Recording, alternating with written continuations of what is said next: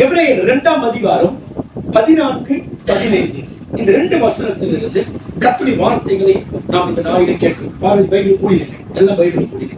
மரணத்தை மரணத்தாலே ஜெயித்தவர் அப்படின்ற தலைப்புல தான் ஆண்டுடைய வார்த்தை கேட்கிறோம். இந்த இடத்துல பைபிள் சொல்லி பிள்ளைகள் மாம்சத்தையும் இரத்தத்தையும் உடையவர்களாய் இருக்கு. யார் அவனுடைய பிள்ளைகள்? நியாய பிரமாணத்தை பெற்றவர்கள், வாக்கு தத்தத்தை பெற்றவர்கள், விருத்த சேதனத்துக்கு உட்பட்டவர்கள், அவரை கடவுளாய் விசுவாசிக்கிற யாவருமே ஆண்டவருடைய பிள்ளைகளாய் இருக்கிறார். பைபிள் சொல்லு, ஆண்டவர் அவருக்காக அல்ல, பிள்ளைகளுக்காகவே இந்த உலகத்துல மாம்ச உருவம் எடுத்து இந்த உலகத்தை நல்லா கவனிக்கணும். கடவுளுக்கு ஒரு இயல்பு இருக்கிறது, மனுஷராகி நமக்கு ஒரு இயல்பு இருக்கிறது. கடவுளுடைய இயல்பு வேற, மனிதனுடைய இயல்பு வேற. கவனிக்க, கடவுளுடைய இயல்பு எப்பேற்பட்டது அப்படின்னு சொன்னா, அது கடவுளுடைய இயல்புக்கும் நம்ம இயல்புக்கும் நிறைய வித்தியாசம் இருக்கிறது. உதாரணத்துக்கு வானத்துக்கும் பூமிக்கு எவ்வளவு தூரம் யோசிச்சு பாருங்க. அப்போ வானத்துக்கும் பூமிக்கும் எவ்வளவு தூரம் இருக்கிறதோ இந்த அளவுக்கு கடவுளுடைய இயல்புக்கும் மனுஷனுடைய இயல்புக்கும் வித்தியாசம் இருக்கிறது. கவனிக்கணும். கடவுளுடைய இயல்பு எப்பேற்பட்டது? முதலாவது சொல்றேன், என்ன கவனிக்க. கடவுளுடைய இயல்பு எப்பேற்பட்டது அப்படின்னு சொன்னா, கடவுள் உங்களை மாதிரி என்ன மாதிரி உருவத்தில் இருப்பவர் அல்லவே அல்ல. அவர் ஒருவேளை உருவத்தில் உள்ளவராக இருந்திருந்தா அவர் சொல்லியிருப்பார், நான் உருவத்தில் இருக்கிறேன்டா, நீங்க என்ன மாதிரியே ஒரு உருவத்தை செஞ்சு வீட்டுல வச்சு ஆளாளுக்கு என்ன பண்ணுங்க, வீட்டிலே வழிபாடு பண்ணுங்க அப்படின்னு ஆண்டவர் சொல்லி இருப்பார். அப்ப அவர் ஆவியா இருக்கிறபடியானதான் ஆவியான கடவுளை உருவத்துல வழிபடாதீங்கடா என்று சொல்லிதான் விக்கிரகத்தை செய்யவும் செய்யாத, அது வணங்கவும் வணங்காத அப்படின்னு சொல்லி ஆண்டவர் கட்டளையாக கொடுத்தார். இதெல்லாம் கவனிக்கணும். அப்போ கடவுளுடைய இயல்பு என்ன? அவரால ஒரு நாளும் மனித உருவத்துல வரவே இருக்க முடியாது. அவர் எப்போதுமே ஆவியாக இருக்கிறார், எல்லா இடத்திலும் இருக்கிறார். அதனால எல்லா இடத்திலும் இருக்கு. அவர் சர்வ வியாபி என்று நாம் சொல்லுகிறோம். கவனிங்க. அப்போ கடவுளுடைய இயல்பு என்ன அப்படின்னு சொன்னால், ஃபர்ஸ்ட் அவர் ஆவியா இருக்கக்கூடியவர், உருவத்தில் அவர் கிடையவே கிடையாது. இரண்டாவது, அவர் தேவ சாயலா இருக்கக்கூடியவர். அதாவது தேவனுடைய சாயல் என்றால் தேவனுக்குன்னு ஒரு குணதிசயம் இருக்கிறது, நமக்குன்னு ஒரு நம்ம குணங்கள் அடிக்கடி மாறும். இன்னைக்கு ஒரு மாதிரி இருப்போம், நாளைக்கு ஒரு மாதிரி இருப்போம். சரிங்களா? பணம் வந்தா ஒரு மாதிரி இருப்போம், பணம் இல்லைன்னா ஒரு மாதிரி இருப்போம். ஏதாச்சும் புகழ்ந்தா ஒரு மாதிரி இருப்போம், யாராச்சும் நம்மளை கடிந்து கொண்டா வேற மாதிரி ஆயிடுவோம். நம்முடைய குணங்கள் வேற, நம்முடைய சாயல் என்பது வேற. ஆனா கடவுள் எப்போதும் அவருடைய சாயல்ல ஒரே விதமாக இருப்பார். அதான் பைபிள் சொல்லு, அவர் நேற்றும் இன்றும் என்றும் தமது சாயலிலே அவர் மாறாதவராய் இருக்கிறார் என்று வேதம் சொல்லுகிறார். சரி, கவனிங்க. அப்ப ஆவியாகிய கடவுள் இந்த உலகத்துல சரீரத்தை எடுத்துக்கொண்டு உலகத்துல வருவது மிகப்பெரிய அதிசயம். அது சாதாரண விஷயம் கிடையாது. ஆவியாய் இருந்த ஒரு கடவுள், எல்லா இடத்துல சர்வ வியாபியாய் நிரம்பி இருந்தவர், ஒரே ஒரு மனிதனாய் வந்து ஒரே இடத்துல அவர் நிக்கிறது, அது மிகப்பெரிய ஒரு அதிசயமானது. கவனிங்க. அதுவும் தேவ சாயலாகவே இருக்கக்கூடியவர். பைபிள் சொல்லுது, பாவ சாயலானார். கொரிந்தியர்ல பவுல் எழுதுவார், தேவ சாயலா இருக்கக்கூடியவர் மனித பாவ சாயலை என்ன பண்ணாரா, அவர் எடுத்துக்கொண்டார். அப்ப இதெல்லாம் சாதாரணமான விஷயம் அல்ல, மிகப்பெரிய ஒரு பிரமிக்கத்தக்க காரியங்கள். அடுத்தது, கடவுளுக்குன்னு ஒரு இயல்பு இருக்கிறது. அவர் எப்போதுமே பாவமே அவருக்குள்ள எந்த இடத்துலயுமே காணப்பட முடியும். அவர் கண்ணிலையோ, அவருடைய நாவிலையோ, அவருடைய நடக்கையிலையோ, அவருடைய இருதயத்திலையோ எதிலுமே ஒரு துளி அளவு கூட பாவத்தை நம்மால என்ன பண்ண முடியாதுன்னா, கண்டுபிடிக்க முடியாத அளவுக்கு அவர் மிகவும் பரிசுத்தமானவராய் அவர் என்ன பண்றாருன்னா அவர் இருக்கக்கூடியவராக இருக்கிறார். ஆனா மனிதனுக்கு அப்படி கிடையாது. ஒரு விஷயத்துல பரிசுத்தமா இருந்தா இன்னொரு விஷயத்துல கெட்டு போயிடுவோம், ஒரு விஷயத்துல கரெக்டா இருந்தா இன்னொரு விஷயத்துல தப்பு பண்ணிக்கிட்டு இருப்போம், வாயை அடக்கி வச்சிருந்தா சில இடத்துல கையை அடக்க மாட்டோம். அப்போ இப்படி நிறைய விஷயங்கள் நமக்குள்ள இருக்கு. அப்ப நம்முடைய இயல்பு வேற, கடவுளுடைய இயல்பு வேற. எப்பயுமே கடவுள் தனித்து இருக்கவே மாட்டார். தேவ தூதர்களோடு, ஆராதனையோடு, துதியோடு, அந்த பரலோக ராஜ்யத்துல மகிமையில வெளிச்சத்தோடு கூட வெளிச்சமாய் அவர் அப்படியே இருக்கக்கூடியவர். ஆனா அப்பேற்பட்ட அவ்வளவு மகிமைக்குள்ள தேவ தூதர்கள், கோடான கோடி தூதர்கள் ஆராதிக்க, கோடான கோடி தூதர்கள் அவரை வாழ்த்த, அப்பேற்பட்ட அந்த மோட்ச ராஜ்யத்தை அவர் விட்டுவிட்டு இந்த பூமியில அவர் பாருங்க தனித்து வருகிறார். அவர் சொல்றார், நான் பூர்வ காலம் முதல் உன்னோடு கூட இருந்தேன்னு சொல்றார். அப்போ இயேசு கிறிஸ்து பிதா பரிசுத்த ஆவியார் இவர்கள் மூவருமே ஒன்றாகவே வீற்றிருந்தவர்கள். ஆனா அப்படிப்பட்டவங்க இப்ப தன்னை பிரிச்சுக்கிட்டு ஒரு பிரிவு எவ்வளவு கஷ்டம் தெரியுமா? உதாரணத்துக்கு பாருங்க, இப்ப நம்மளோடு கூடவே கருவில் இருந்து ஒரு பிள்ளை வந்து வளர்த்து 25 வயசு இருக்கிற கூடவே இருக்கிற பிள்ளைங்க திடீர்னு நம்ம பிரிஞ்சு போயிட்டாங்க, எவ்வளவு வேற நேரம் யோசிச்சு பாருங்க. நம்ம கூடவே இருந்த ஒருவர் செத்து போயிடுறாங்க அப்படின்னு சொன்னா அது எவ்வளவு பிரிவினை, எவ்வளவு வேதனையா இருக்கும். அப்போ உலக தோற்றம் முதல் பிரியாமலே இருந்தவர் இப்போ தன்னை மக்களுக்கு, தன்னுடைய பிள்ளைகளுக்கு நன்மை செய்யும்படியாக அந்த ஸ்தானத்திலிருந்து பிரிச்சுக்கிட்டு இந்த உலகத்துல வந்து 33 ஆண்டுகள் அந்த பிரிவிலிருந்து மகிமையில கூட இருந்தவரு, ஜபிக்கும் போது கூட இருக்கிறார், அந்த லிங்க் இருக்குது. ஆனா மகிமையை விட்டுட்டு இப்ப வந்து மக்களோடு மக்களாய் 33 ஆண்டுகள் மக்கள் மத்தியில் வாழ்கிறார். 33 ஆண்டுகள் கடவுளோடு கூட மகிமையில் இருந்தவர், மகிமையோடு மகிமையா இருந்தவர். இப்போது அதெல்லாம் விட்டுட்டு மனுஷனாய் இந்த பூமியில வந்து என்ன பண்றாருன்னா மக்களோடு கூட மக்களாய் அவர் இருக்கிறார். அப்ப என்ன, அந்த மகிமையை அப்படியே குறைத்து கொண்டார். ஏன்னா அந்த மகிமை என்பது நிலவடைய அது வேறு விதமான ஒரு மகிமை. குறிப்பா இந்த மகிமை குறித்து சொல்றேன். இப்பேற்பட்ட மகிமை உடையவர் இந்த பூமியில வரும்போது எப்படி வந்திருப்பாருக்காக நான் சொல்ல வரேன். உதாரணத்துக்கு சீனாய் மலையில ஆண்டவர் இறங்குகிறார். பைபிள்ல பாத்தீங்கன்னா சீனாய் மலையில ஆண்டவர் என்ன பண்ண, பரலோகத்தை விட்டுட்டு இறங்குறார். பைபிள் நம்ம தேவன் எங்கே இருக்கிறார்? சங்கீதம் சொல்லி நம்ம தேவன் பரலோகத்தில் இருக்கிறார். அப்ப பரலோகத்தில் இருக்கக்கூடிய தேவன் அப்படி இறங்கி வந்தாரு. எப்படி யோசித்து பாருங்க, ஒரு ராஜா சிங்காசனத்துக்கு சும்மா அப்படியே கம்பீரமா அந்த எல்லாத்தையும் வச்சுக்கிட்டு அப்படியே இறங்கி கால் எடுத்து பொலியடியே வந்தாருன்னா அந்த அந்த கெட்டப் எப்படி யோசித்து பாருங்க. அப்ப அது மாதிரி ராஜாதி ராஜா பரலோகத்தில் வீற்றிருந்தவர் இப்ப என்ன பண்றாருன்னா அப்படியே இறங்கி சீனாய் மலையில இருந்து நிக்க வர. அந்த கடவுள் வந்து அப்படியே இறங்கி என்ன பண்றாருன்னா வந்து அப்படியே என்ன பண்றாருன்னா அந்த சீனாய் மலை மேல அப்படி நிக்கிறார். அப்படியே வரும்போது எப்படி இருந்ததா, அந்த கடவுளுக்குரிய மகிமையோடு அந்த மகிமையை குறைச்சிக்கிட்டு அவர் வரும்போது எப்படி இருந்ததா பைபிள் சொல்லுது. அந்த மகிமையோடு இறங்கும் போது இடியும் முழக்க. அவர் வரத்துக்கு முன்னாடி, அதை ஃபர்ஸ்ட் வரல, அது வரத்துக்கு முன்னாடி அவர் அங்கிருந்து கிளம்புறார். ஒரு அரசியல்வாதி வரும்போதே பட்டாசுலாம் வெடிச்சிருவாங்க. எங்கே வராருன்னா பட்டாசுலாம் வெடிச்சு ஒரே ஆரவாரம் இருக்கும். அவர் அங்கிருந்து வரப்போறார் என்று சொன்ன போது ஒரே இடி முழக்கம், மின்னல். இடி முழக்கம், மின்னல் அல்ல, மின்னல்கள். மின்னல் அடிக்கடி அடிக்கடி அடிக்கடி கவனிங்க. மின்னல் என்பது இந்த மின்னலை குறித்து ஒரு சில காரியங்களை மாத்திரம் விஞ்ஞான ரீதியான உங்களுக்கு சொல்லிட்டு கடந்து பாருங்க. மின்னல் என்பது மேகங்களில் இருந்து பூமிக்கு, பூமியில் இருந்து மேகத்துக்கு, இப்படி பல இடங்களில் என்ன பண்றா அது பாயக்கூடிய தன்மை கொண்டது. மேகத்தின் பட்டு பூமிக்கு வரும், பூமியில இருந்து மேல போவோம், வடக்குல இருந்து தெற்கு போவோம், தெற்குல இருந்து மேற்கு போவோம். அது மாதிரி பாயக்கூடிய ஒரு தன்மை மின்னலுக்கு உண்டு. கவனிக்கும். அது மட்டும் அப்போ இடியும் மின்னலும் ஒரே இடத்துல சத்தம் போடும்போது அந்த சத்தம் அந்த மலையை சுத்தினும் எப்படி கேட்டுக்கு யோசிச்சு பாருங்க, எவ்வளவு கஷ்டமா யோசிச்சு பாருங்க. கவனிங்க. காற்று மிகவும் சூடாகும் போதுதான் அந்த வெப்பம் காற்றை வெடிக்க செய்கிறது. ஒரு சிலிண்டர் வெடிச்சா அந்த சத்தம் எப்படி யோசிச்சு பாருங்க. ஒரே ஒரு சிலிண்டர் வெடிச்சதுன்னா அந்த சத்தம் எப்படி கேட்க யோசிச்சு பாருங்க. அதே சுத்திலும் ஒரு 10 சிலிண்டர் வெடிக்க ஆரம்பிச்சதுன்னா அந்த சத்தம் எப்படி யோசிச்சு பாருங்க. அதை காட்டிலும் கோடான கோடி சிலிண்டர் வெடிக்கிறது மாதிரி ஆண்டவர் வந்து பாத்தீங்களா அந்த காற்றுடைய மிகவும் சூடாகும் போது அந்த வெப்பம் என்ன பண்றா காற்றை வெடிக்க செய்யும். மின்னல் என்பது மிகவும் வேகமான சக்தியான சக்தி வாய்ந்த ஒன்றா இருக்கிறது. அந்த மின்னல் அப்படி ஜஸ்ட் வந்து போகுதுன்னா அது பயங்கரமான சக்தியோடு தான் வருகிறது.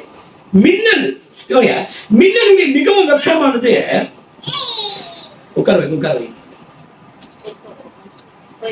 இந்த பூமியில நல்லா கவனிக்கணும். அடுப்புல இருக்கிற நெருப்பு சூடானது, சரிங்களா? உதாரணத்துக்கு சூரிய வெப்பம் சூடானது. ஆனா விஞ்ஞானி ரீதியா சொல்றேன், ஒரு மின்னலுடைய வெப்பம் அது பயங்கரமான மின்சாரமானது. உதாரணத்துக்கு சொல்றேன், என்டிசில ஒர்க் பண்றீங்க, எவ்வளவு மின்சாரம் தயாரிக்கிறாங்க? எவ்வளவு? 500 வச்சுங்க, 500 வாட்ஸ் மின்சாரம் தயாரிக்கிறாங்க அந்த கம்பெனில. 500 வாட்ஸ். இப்ப இந்த 500 வாட்ஸ் மின்சாரத்தை கொண்டு வந்து ஒரு மனுஷன் அது மேல தூக்கி போட எப்படி யோசிச்சு பாருங்க.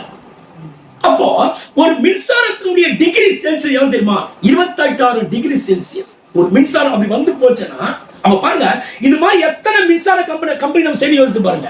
உதாரணம் ஒரு என்டிசி ஒரு நாளைக்கு தயாரிக்கிற மின்சாரமே 500 வாட், 500 தான். 1500 சரி, 1500 சரி, 1500 வச்சு ஓகே வச்சுங்க, 2000 கூட வச்சுங்க. ஆனா ஒரு மின்சாரம் கவனிங்க 1500 வச்சுனா கூட ஒரு மின்னலுடைய அந்த டிகிரி செல்சியஸ் 28,000 டிகிரி செல்சியஸ்.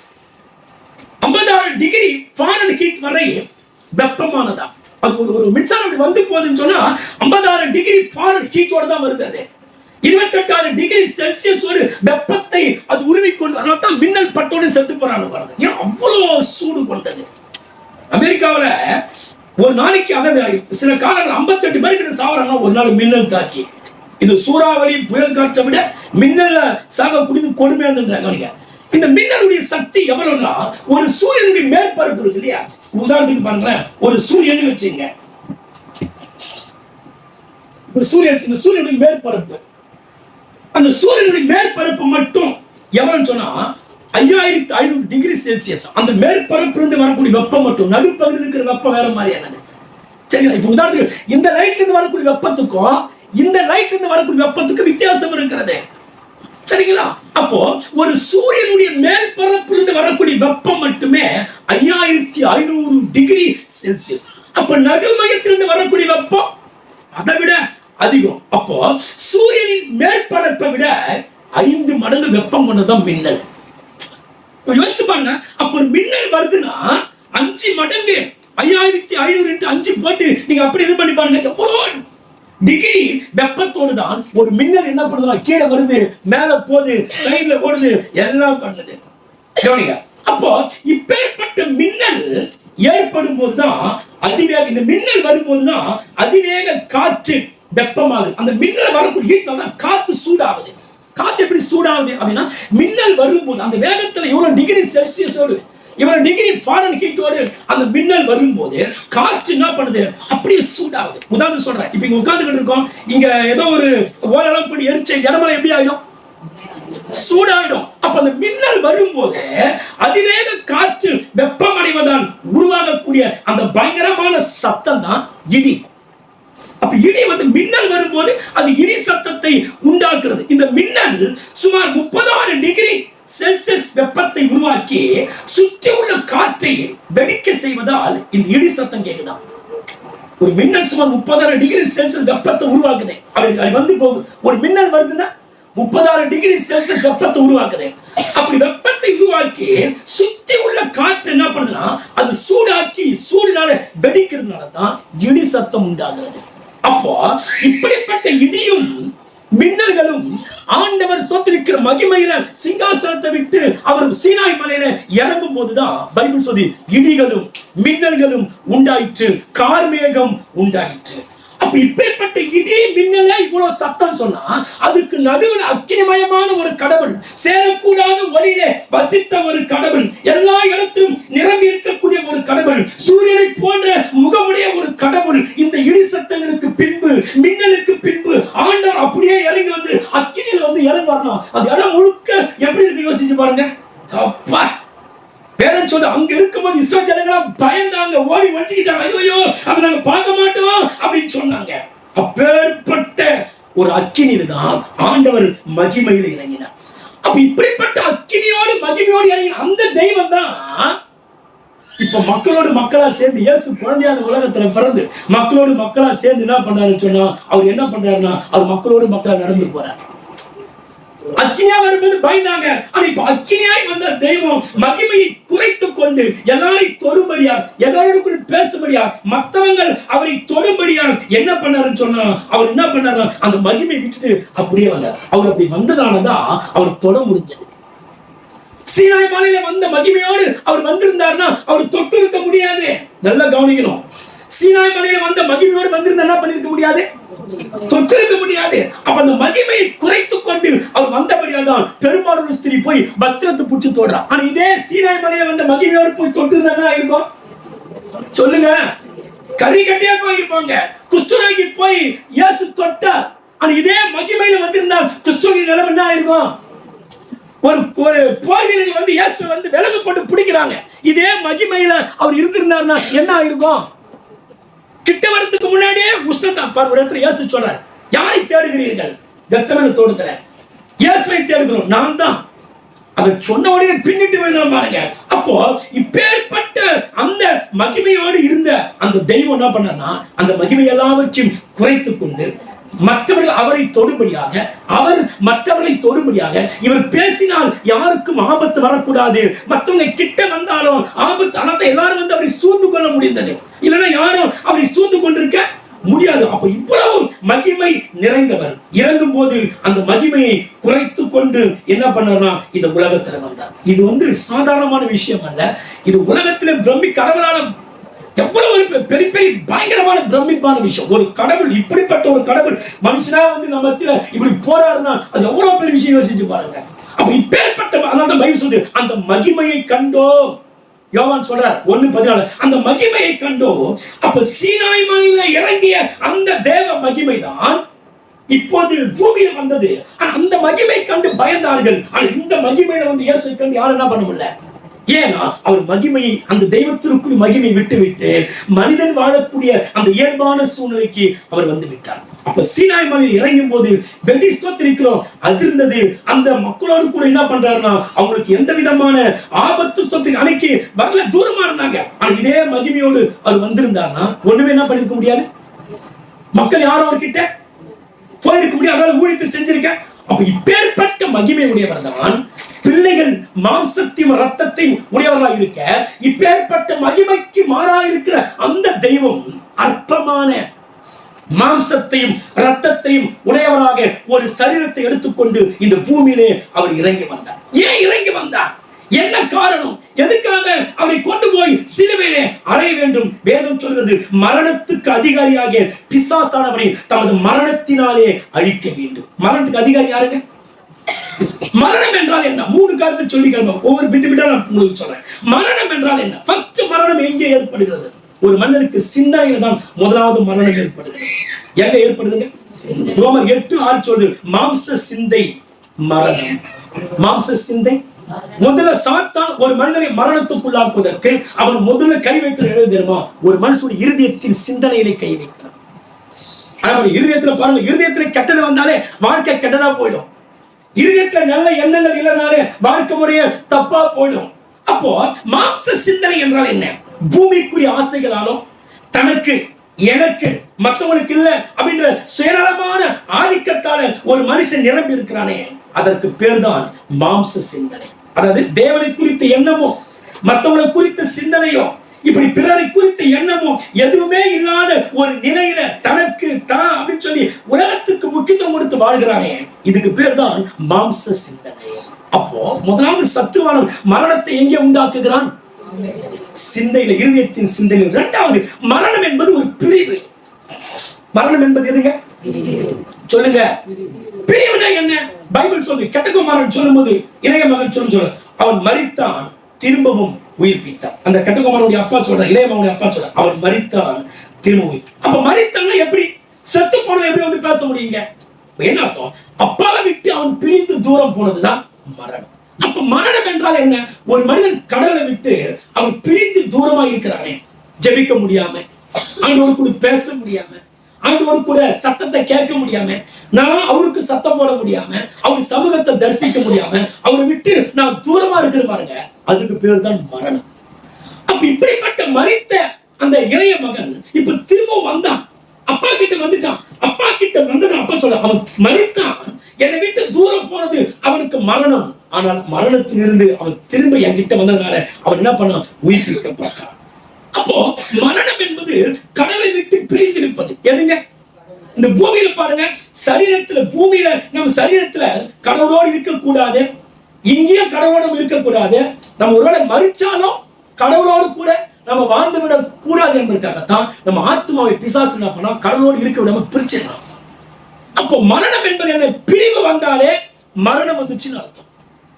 உடம்புல இருக்கிற ஆவி வெளியே போயிடுது, என்னை விட்டு பிரிஞ்சிடுது, அதுக்கு பேர் தான் மரணம். அப்ப மரணம் என்பது சாத்தான் விரும்பக்கூடிய ஒரு காரியம். எப்பயாச்சும் கடவுளை விட்டு ஒரு மனுஷன் பிரிச்சிடணும், கடவுளோடு கூட அவன் சேரக்கூடாது, அவன் பைபிளோட அவன் சேர்ந்து இருக்க கூடாது, அவன் சேர்ந்து அவன் கடவுளோடு நடக்க கூடாது. அப்ப என்ன பண்றான்? பிரித்து விடுது. அப்போ இந்த பூமியிலையும் அவன் கடவுளோடு சேர்ந்து விடக்கூடாது, அவன் மரித்தாலும் கடவுள் இருக்கிற ஸ்தானத்துல அவன் போய்விடக் கூடாது என்பதற்காகத்தான் சத்ருவான் என்ன பண்றான்? அவனை பிரித்து விடு. அப்ப அவன் நோக்கம் என்ன? நீ அவரோடு இருக்காது, என் கூட வந்துரு. ஒரு தீவிரவாதி நம்மளை கூட கூடிய எப்படி யோசிச்சு பாருங்க. ஒரு பயங்கரமான கொடூரமான தீவிரவாதி என் கூட வாப்பா கூடிய போறேன்னு சொல்லுவோம், எப்படி போவோம்? ஜாலியாக போவோமா? அவ்வளவுதான், முடிஞ்சிச்சு, நம்ம கதையை முடிஞ்சு போச்சு. அப்போ ஒரு பிசாசு அவனோடு கூட நம்ம இருக்க விரும்புறான்னு சொன்னா அவனுடைய ஸ்தானத்திற்கு நம்மை கொண்டு போக அவன் விரும்புகிறான் என்று அதை ஏன் சொன்னப்ப 1 மணி நேரம் என் கூட சொல்லி போப்பான். என்ன பண்ணு, ரொம்ப நாள் 1 மணி நேரமாச்சு என் கூட இருப்பா, எல்லா நாளும் வீணாக்குறேன், கொஞ்ச நேரமாச்சு எனக்கு ஒரு நேரத்தை கொடுத்து 1 மணி நேரம் என் கூட நம்ம எனக்கு ஆசையா இருக்கு, என் பிள்ளை என் கூட இருக்கிற என்ன விருப்பப்பட மாட்டேனா? அப்படி சொல்லி அவன சொல்லு 1 மணி நேரமாவது என் கூட இரு என்று சொல்லுங்க. அப்போ நம் கடவுளோடு கூட இருந்து விடக் கூடாது என்பது யாருடைய நோக்கம்? சொல்லுங்க, யாருடைய நோக்கம்? அப்ப பிசாசுடைய நோக்கம் என்ன? நம்ம கடவுளோடு கூட இம்மையிலும் கடவுளோடு வாழக்கூடாது, மறுமையிலும் சொல்லுங்க கடவுளோடு கூட. அப்போ தேவனோடு ஒருவன் இல்லாமல் போகிறானே அதுக்கு பேர் தான் என்னது? அதுக்கு பேர் தான் மரணம். கடவுளோடு இல்லாம போற பாருங்க, அதுதான் என் வாழ்க்கையில மரணம். சரீரத்துல உயிரோடு இருக்கிறேன், ஆனா நான் ஆவியிலே கடலை விட்டு பிரிஞ்சு நான் செத்தவனாயிருக்கிறேன். அடுத்தது மரணம் என்றால் அவரை வெறுப்பதுதான் நமக்கு மரணம்.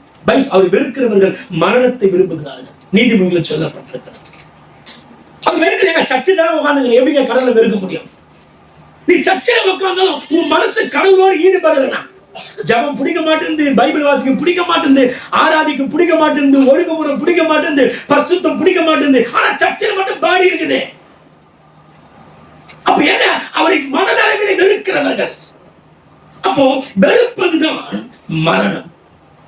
அப்போ கர்த்தருடைய பிள்ளைங்க எல்லா வகையிலும் சிந்தனைகளை நம்ம மரணத்துக்கு கொண்டு வரணும். அது வெறுக்கிறது நிமித்தமா மரணத்துக்கு கொண்டு வரணும். அவரோடு பிரிஞ்சு இருக்க மரணத்துக்கு கொண்டு வரணும். அடுத்தது கடைசியாய் ஒரு மரணம் இருக்கிறது. மரணம் என்பது ஆத்மா போய் நிலையான தண்டனை அனுபவிக்கிறது நரகத்துல. இதுதான் கடைசி மரணம். முதல்ல சிந்தனையில மரணம் ஏற்படுது, 2வது எனக்கு பிடிச்சிடறான், சரிங்களா, கடவுளை வெறுக்க வைக்கிறான். இப்படி எல்லாம் மரணத்தை படிப்படியா எனக்கு கொண்டு வந்தவன் கடைசி மரணம் ஒன்று இருக்கிறது. பைபிள் கடைசி மரணம். எது கடைசி மரணம்? இவ்வளவு காலம் பூமியில மரணத்தையே சந்திச்சுக்கிட்டு வாழ்ந்த என்ன, மரணத்திலிருந்து மீண்டும் உயிர்ப்பிக்க இடம் கொடுக்காத என்ன, பைபிள் சொல்ல அக்கினி கந்தகம் எரிகிற அக்கினி கடலிலே ஒரு மனிதனை தள்ளி போடுகிறாரே, அதுதான் கடைசி மரணம். முதல் மரணம் எங்க ஏற்படுது? கடைசி மரணம் எங்க ஏற்படுது? அப்போ மனித குலம் முழுவதையும் மரணத்துக்குள்ளாக்க வேண்டும். இதுதான் சாத்தானுடைய திட்டம். இதைதான் பழைய ஏற்பாடு காலம் முழுக்க பண்ணி வச்சிருந்தான். ஆனா யோபுடைய 10 பிள்ளைகளை சாவடிச்சா பாருங்க. அப்ப பழைய ஏற்பாடு காலத்துல மரணத்தை குறித்த ஒரு பயம் இருந்தது. சாத்தான் நினைச்சா யாரை வேணுமானாலும் மரணத்துக்குள்ளாக்கக்கூடிய அளவுக்கு சூழ்நிலைகள் இருந்தது. மரணம் எப்படி வருகிறது? பாவத்தின் வழியாக மரணம் வருகிறது. பைபிள் சொல்லு பாவத்தின் சம்பளம் தான், சொல்லுங்க, பாவத்தின் சம்பளம் தான் மரணம். பைபிள் சொல்லு. அப்ப மரணத்துக்கு அவனே அதிகாரி. அவன் எதுக்கு அதிகாரியா? ஒரு கம்பெனிக்கு அதிகாரி அல்ல, இல்ல ஒரு வீட்டுக்கு அதிகாரி அல்ல, அவன் மரணத்துக்கு அதிகாரி என்ன? அவன் கண்ட்ரோல் மீறி யாரும் நம்ம நரகத்திலிருந்து வெளியே போக முடியாது, சரிங்களா? அவன் கண்ட்ரோல் இல்லாம யாரும் நம்ம பரலோகத்துக்கு போக அவன் விட மாட்டான். அப்படிப்பட்ட அளவுக்கு அவன் டார்ச்சர் பண்ணிட்டே இருப்பான். எப்படியாச்சும் அநேகரை அதிகாரத்தை பயன்படுத்தி அநேகரை மரணத்துக்குள் இழுத்து கொண்டு வர வேண்டும். அதுதான் சாத்தானுடைய உலக தோற்றம் முதல் இதுவரைக்கும் அவன் நோக்கமாக இருக்கிறது. அப்போ இந்த மரணத்துக்கு அதிகாரிய யாராலுமே ஜெயிக்க முடியல. அவங்க கூட சண்டையிட்டு ஜெயிக்கக்கூடிய அளவுக்கு வலிமை வல்லமை யாருக்குமே இந்த உலகத்தில் இல்லை. அப்போ மரணத்துக்கு அதிகாரிய இன்னொரு அதிகாரி தான் ஜெயிக்க முடியும். ஒரு போர் வீரனை சாதாரண மனுஷன் ஜெயிக்க முடியுமா? அப்ப யார் ஜெயிக்கணும்? அவனை காட்டிலும் ஒரு பலசாலியான போர் வீரன் தான் அவனை ஜெயிக்க வேண்டும். அப்போ மரணத்துக்கு அதிபதியை ஜீவனின் அதிபதி வருகிறார். சாத்தான் மரணத்துக்கு அதிபதி, அவன் உலகத்தின் அதிபதி. ஆனால் இயேசு ஜீவனின் அதிபதி. அந்த பைபிள் அவர் ஜீவன் உண்டாயிருக்கவும் அந்த ஜீவனை பரிபூர்ணப்படுத்தவும் வளரச் செய்யுமே அது. அப்போ சாத்தான் மரணத்தின் மேல் அதிகாரம் செலுத்துகிறான். எல்லாரையும் மரணத்துக்குள்ள கொண்டு போனோம், விபத்துக்குள்ள உட்படுத்தி செத்துப்போ, தற்கொலை பண்ணிக்க செத்துப்போ, உன்னை திட்டாங்க பாரு செத்துப்போ, அந்த சிந்தையை கொடுத்து எல்லாரும் சாவுக்குள்ள ஆக்க வேண்டும். ஆனா நிறைய பேர் அப்பா அம்மா சொன்ன உடனே கயிறு தூக்குறது, எங்காச்சும் ஓடி ட்ரெயின்ல செத்து போலாமா அப்படியே அர்த்தம். சாத்தான் அதிகாரம் போட்டான்னு அர்த்தம். வா, நான் இருக்கிற இடத்துக்கு வந்துட்டு போயிடலாம் வா. அப்போ இந்த சத்தியத்தை குறித்த தெளிவில்லைன்னா அவன் கண்டிப்பா தற்கொலை பண்ணிப்பான். கிறிஸ்தவ பிள்ளைங்க தற்கொலை கடி செத்துக்கிட்டா அவன் நிச்சயமா பரலோக வாழ்க்கையில் போகவே முடியாது. கவனிங்க. அப்போ இப்பேற்பட்ட மேலான அதிகாரம் கொண்டவனை ஆண்டவர் சத்ரு உலகத்துக்குத்தான் அதிபதி. ஆண்டவர் இந்த உலகத்துல எல்லாவற்றிலும் அதிபதி.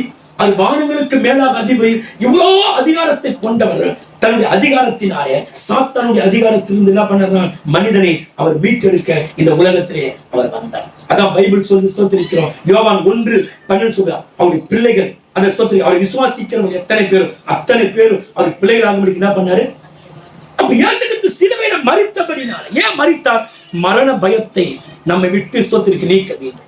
கண்டவனை சாகடிக்க கூடாது. நிறைய வாலிபர்கள் செத்துக்கிட்டு இருக்காங்க. ஆனா எந்த வாலிபனும் கடவுள சீக்கிரமே சாக கூடாது இருக்காங்க. அவன் மரணத்தை பூமியிலே தடுக்க, அப்படியே அவன் மரித்தாலும் அவன் ஆத்மா நித்திய ஆக்கினையிலே போவதை தடுப்பதற்காகத்தான் இயேசு கிறிஸ்து அந்த மரண பயத்தை போக்க, அந்த மரணத்திற்குரிய ஸ்தலத்திலே நாம் போய்விடக் கூடாது என்பதை தடுக்கத்தான் இயேசு கிறிஸ்து மரணத்தின் அதிபதியை ஜெயிக்க இந்த உலகத்தில் ஜீவன் அதிபதியாக இந்த உலகத்தில் வந்து சிலுவையிலே அவனை ஜெயித்தார். கிறிஸ்து எனக்கு ஜீவன், சாவு எனக்கு. இத பழைய ஏற்பாடு யாருமே சொல்லல.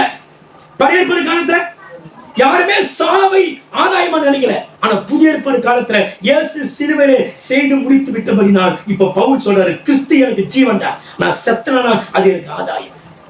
நான் உயிரோடு இருந்தா அது உங்களுக்கு லாபம். நான் செத்து போயிட்டேன்னா அது எனக்கு. அப்ப கர்த்தருடைய பிள்ளைங்க, மரணத்தை குறித்து நம்ம பயப்படக்கூடாது.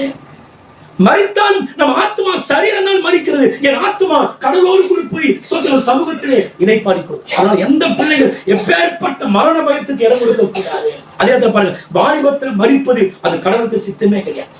நமக்கு ஒரு நாள் வந்து மரிப்பது ஓகே, ஆனா அதற்கு முன்பாக நாம் மரிப்பது கடவுளுக்கு சித்தமே.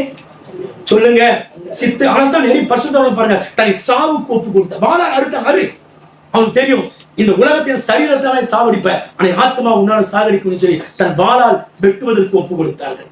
மரிக்க துணிந்தார்கள். காரணம் என்ன? இயேசு சிலுவையின் மூலமாய் மரணத்தை விழுங்கி விட்டபடினால்தான் அவர் என்ன எல்லாரும் என்ன பண்ண சொன்னா அப்படி ஒப்பு கொடுத்தார். அப்போ எல்லா பயத்தை காட்டிலும் கொடூரமான பயம் மரண பயம். நான் தனியா இருக்கிறேன், என் கூட யாரும் இல்லை, அந்த பயத்தை காட்டிலும். எல்லாரும் என்னை கைவிட்டு போயிட்டாங்க, எனக்கு உதவி செய்ய யாரும் இல்லை, அந்த பயத்தை காட்டிலும். எக்ஸாம் எழுதிட்டேன், இவ்வளவு கடன் பிரச்சனை இருக்குது, என்ன பண்ணுவேன், வேலை இல்லை, இப்படி எல்லா பயத்தை காட்டிலும் ஒரு மனிதனுக்கு மரண பயம்தான் உலகத்தில் கொடுமையானது. எப்பேற்பட்ட பலசாலிகளும் மரணத்துக்கு முன்பாக நின்று அது ஜெயிக்க, சொல்லுங்க, ஜெயிக்கவோ மேற்கொள்ளவே முடியவே முடியாது. அந்த மரணத்தின் இருப்பிடத்திற்கு போயிட்டு மறுபடியும் பாதாளத்திலிருந்து திரும்பி வர யாராலும். தாவீது சொல்றார், பிள்ளை செத்து போய்விட்டது. தாவீது அழகா சொல்றார், நான் அந்த பிள்ளை இடத்திற்கு போவேனே தவிர அந்த பிள்ளை திரும்ப என்கிட்ட வர முடியாது. அப்ப மரணம் என்பது திரும்பி வர முடியாத ஒரு இடம், நம்ம அடைச்சி வைக்கிற ஒரு இடம், நம்ம அப்படியே மூடி போட்டு லாக் பண்ணி எறும்பவே விடாம நம்மளை உபத்திரப்படுத்தக்கூடிய இடம் தான் மரணம். அப்பேற்பட்டு திரும்பி வர முடியாம போகக்கூடிய அந்த இடத்துக்கு தான் இயேசு அவர் மரித்து சிலுவையில் இருந்து அவர் ஸ்தோத்திரிக்கிறோம். அதன் பின்பு அவர் கல்லறையிலிருந்து எழும்பி பைபிள் சொல்லி ஸ்தோத்திரிக்கிறோம். அவர் பாதாளத்திற்கு போய் பாதாளத்தை கட்டுண்ட மக்களுக்கு அவர் பிரசங்கித்து அங்கிருந்து என்ன பண்ணார்? மறுபடியும் பாதாளத்திலிருந்து எழுப்பி வருகிறார். ஆனால் பாதாளத்துக்குள்ள போகும்போது எந்த சாத்தான வல்லமைகளும் அவர் மூடி, இங்கே இல்லையா, நல்ல வேலை நீயே வந்து அகப்பட்டுக்கிட்ட.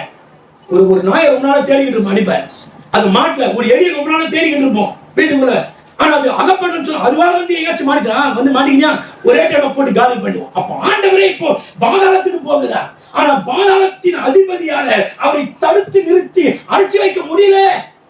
அவர் பாதாளத்திலிருந்து புறப்பட்டு வெளியே வந்தார். இதே சம்பவம் தான். பாதாளம் உங்களை என்னையும் தடுத்து நிறுத்தாது. இந்த பூமியின் ஆழத்துல உங்கள் சரீரத்தையும் என் சரீரத்தையும் தடுத்து நிறுத்த முடியாது. ஏன்னா எப்படி கிறிஸ்து மரணத்திலிருந்து உயிரோடு கூட எழுந்தாரோ அதே போலத்தான் இயேசு எழுந்தது போலவே நீங்களும் நானும் உயிரோடு. இந்த சாக்கி யாருக்குன்னா அவருடைய பிள்ளைகளுக்கு தான் சாக்கி.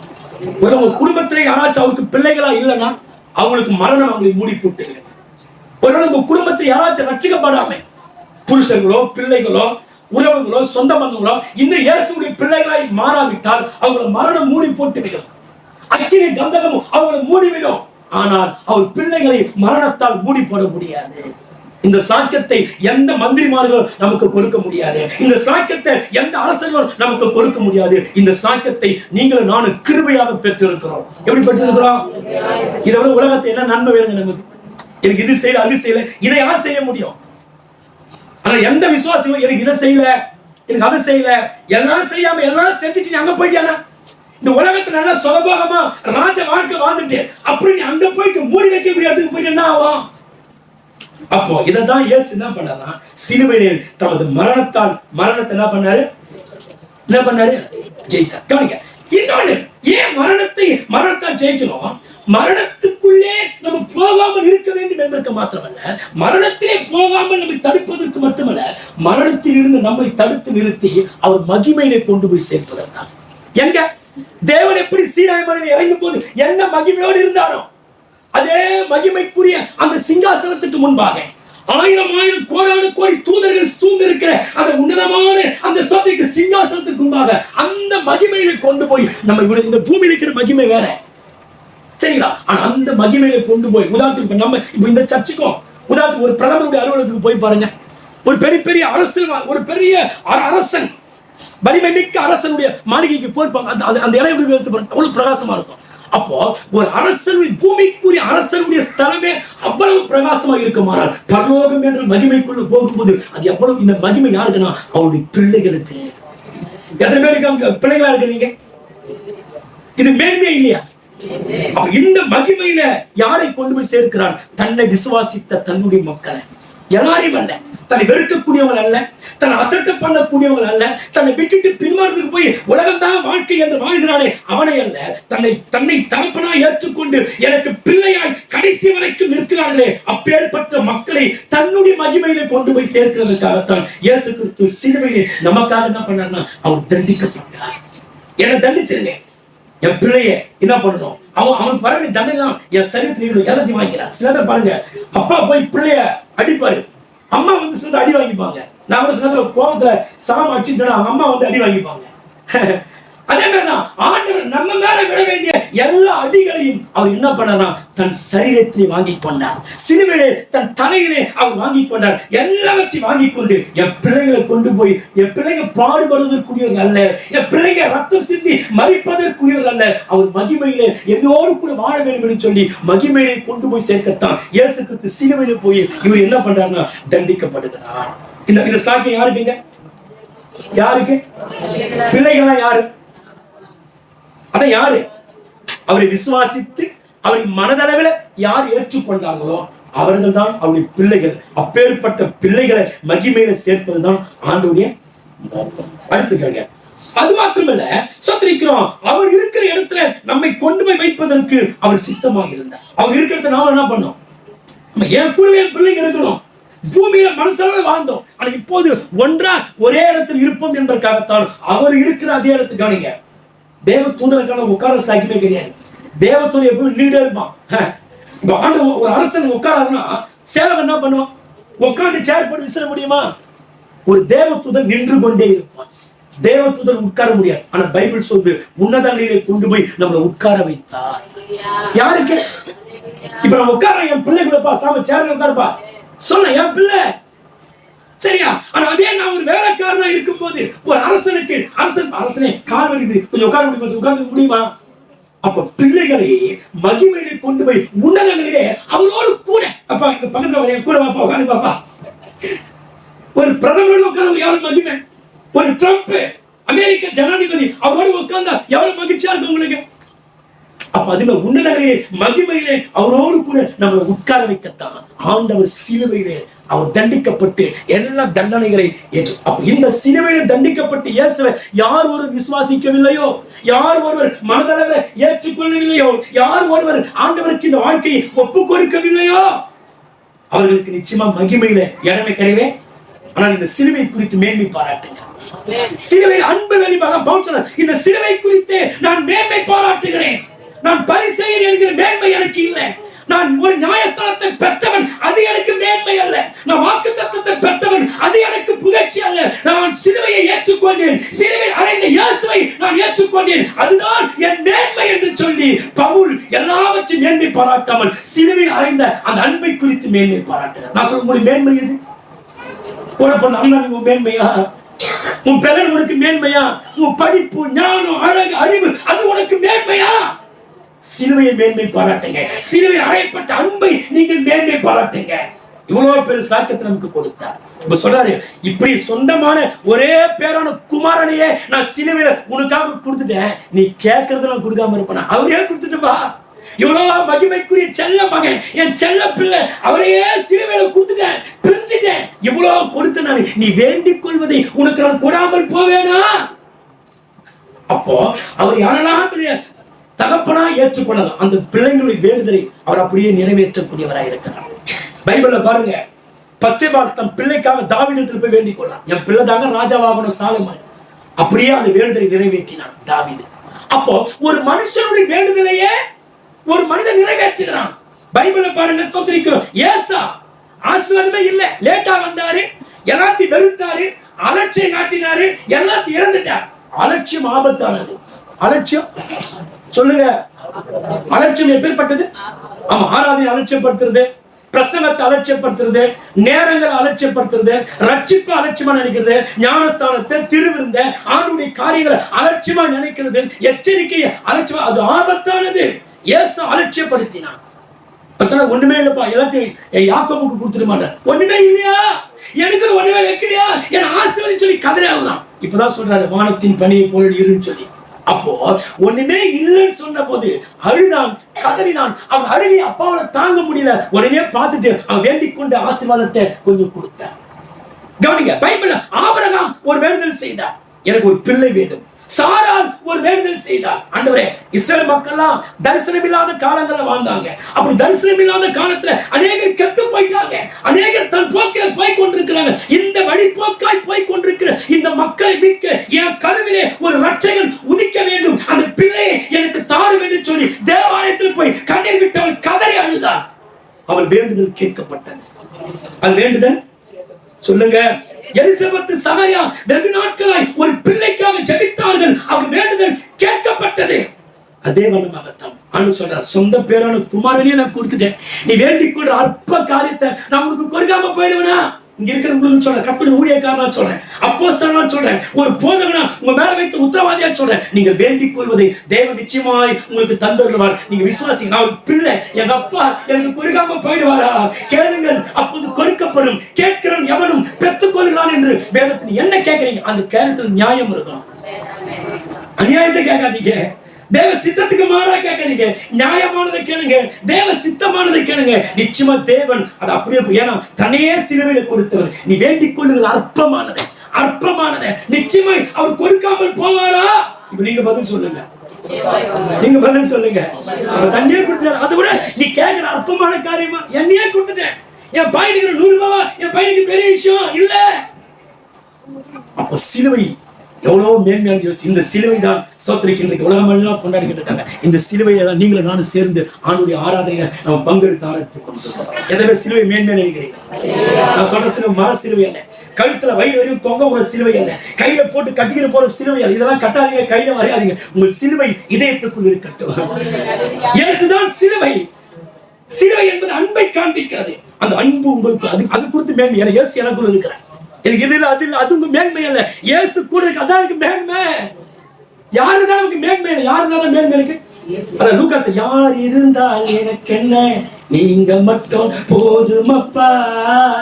எவ்வளவு அற்புதமான பாரு. செய்தி தலைப்பு என்ன? மரணத்தை மரணத்தான் ஜெயித்தார். ஜெயிச்சாரா? எதுக்காக ஜெயிச்சாரு? உன்னை என மரணத்திலிருந்து காக்க. எங்க கொண்டு உட்கார வைக்க? யாருடைய மகிமையில நிக்க வைப்பா, உட்கார வைப்பா, உட்கார வைப்பா. இதான் சொல்ற, ஒரு ஊழியக்காரன் பக்கத்துல உட்காந்து உட்கார்ந்து அச்சப்பட சில நேரத்துல மரியாதை யோசிப்போம். ஆண்டு கூடிய பக்கத்துல உட்கார. எவ்வளவு பெரிய மேன்மை. இந்த மேன்மை யாருக்குதான்? அவருடைய பிள்ளைகள். ஒருவேளை உங்க வீடுகள் யாராச்சும் ஆண்டுக்கு பிள்ளைகளா மாறல, அவங்க பிள்ளைகளாய் மாறுவதற்காக கண்ணீர் விடுங்க, கதறுங்க. அந்நியனா இருக்கக்கூடாது, உங்களுடைய பிள்ளைகளாய் மாற வேண்டும். விசுவாசித்து ஏற்றுக்கொள்ளக்கூடியதான் பிள்ளைகள். 3 மரணம். என்னென்ன மரணம்? ஃபர்ஸ்ட் மரணம் எங்க ஏற்படுது?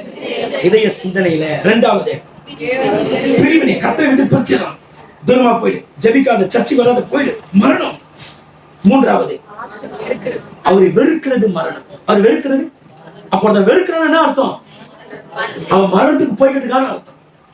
பட் ஜெபிக்க வெறுக்கிறான், பைபிள் வெறுக்கிறான், சர்ச்சை வெறுக்கிறான், ஏன் இயேசுவே வெறுக்கிறான் சொன்னா அவன் மரணத்தை நோக்கி வேகமா போயிட்டு இருக்கான்னு அர்த்தம். போவாத, நீ சாவது கர்த்தருக்கு சித்தம் அல்ல. நான்காவது, இது என்ன மரணம்? இது கடைசி மரணம். முதல்ல மரணம் ஆரம்பிச்சு கடைசி மரணம். இது எப்படி பண்ணுது? அவன்தான் லாக்கே பூட்டி சாத்தா வந்து சாவி வச்சுப்பான். அது உள்ள இருந்து வரவே இயேசுகிட்ட போன மாதிரி நெருப்பு போனாடுறா, நான் வந்து நான் பாத்துக்கிறேன். அங்க போன வந்துருவியா? நெருப்பு சொல்ல நான் பாத்துக்கிறேன். எப்படி பாத்துப்பேன்? நரகம் சாதாரணமானதா? ஒரு வெயில 1 hour நின்று பார்க்கலாம், அங்க நின்று நீ பார்க்கலாம். அப்போ மூடி போட்டு உள்ளே கொடுமைப்படுத்தக்கூடிய இடம் தான் அக்கினி கண்ட அரசோட. தயவுசெய்து ஆண்டை விட்டு யாரும் பின்வாங்காதீங்க. உங்களை யாரும் கட்டாயப்படுத்தி ஜெபிக்க இடம் இருக்காதீங்க. நீங்கள் பிள்ளைகள் ஆண்டவர் மகிமையில போய் சேர்க்க போறார். அவர் ஆழமாய் நேசி. கண்களை மூடலாம், ஜெபிக்க. நல்ல கண்களை. மரணத்தை மரணத்தால் ஜெயித்தவர்.